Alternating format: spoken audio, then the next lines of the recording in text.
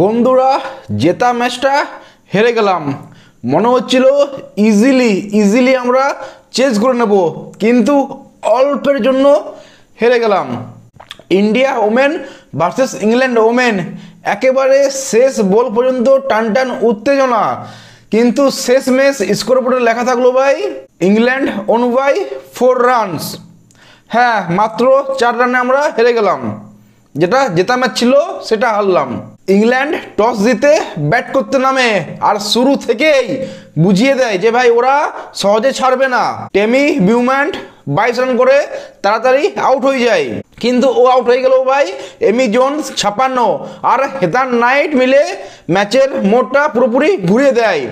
বিশেষ করে হেথান নাইট ভাই 109 রান করে 91 বলে I think pure captain knock যাকে বলা চলে। তিনি একাই ভারতীয় বোলারদের নাজেহাল করে দিল। কভার ড্রাইভ, পুল, ফিলিক সবেই ইম্পর্টেন্স মারতে যাচ্ছিল ভাই। দীপ্তি শর্মা ভাই ভালো বলতে পারে, ভালো করেছে, 3 উইকেট নিয়েছিল আই থিঙ্ক 51 রান দিয়ে 10 ওভারে।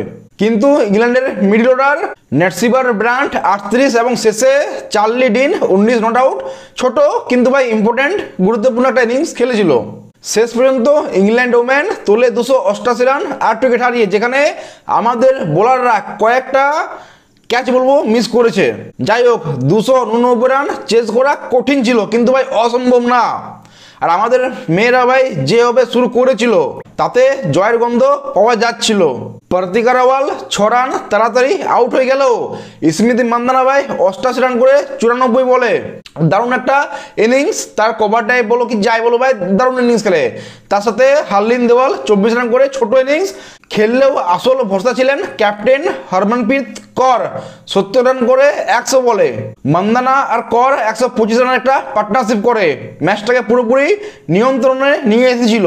কিন্তু ম্যাচের টার্নিং পয়েন্ট 41 ওভার 2 বলে মান্দানা আউট হয়ে যায়।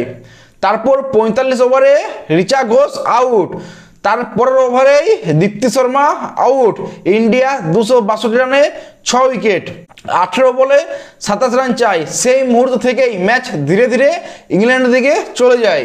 শেষ দিকে সেনা রানা 9 বলে 10 রান আর অমনজিৎ কর 18 রান করলেও ভাই শেষ ওভারে 14 রান দরকার ছিল জেতার জন্য, কিন্তু কেবল শেষ ওভারে 9 রান আসে আর ইংল্যান্ড 4 রানে জিতে যায়। ব্যাটিংয়ে ফিনিশিং আর বোলিংয়ে বলতে গেলে ভাই কিছু ট্যাকটিক্যাল ভুল হয়েছে, যেমন নাইটকে আমি বলবো একটু অ্যাটাক করা যেত। আর ফিল্ডিংয়ে ওই 2টা ক্রুশাল ক্যাচ পড়েছে ভাই, যেটা আমার মনে হয় ওখানে আমরা হেরে গেছিলাম, সত্যি কথা বলতে এটাই। যাই হোক, স্মৃতি আর করের সে পার্টনারশিপটা যতটা আশা জাগিয়েছিল ভাই, শেষে ততটাই আমরা হতাশ হলাম। ইংল্যান্ড এই ম্যাচটা জিতে ভাই সেমিফাইনালে কোয়ালিফাই করে গেল।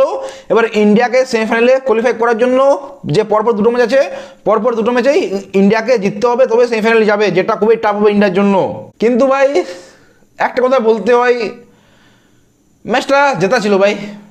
41 ওভারে আউট জেতা ছিল ম্যাচটা জেতা ছিল। মানে এটা মানছি, 289 রান সবচেয়ে হাইস্ট রান, সব কিছুই মানছি, A to Z মানছি ভাই। কিন্তু যেভাবে মান্দানা খেললো, কর খেললো, ম্যাচটা জেতা উচিত ছিল। দীপ্তি শর্মা খেললো।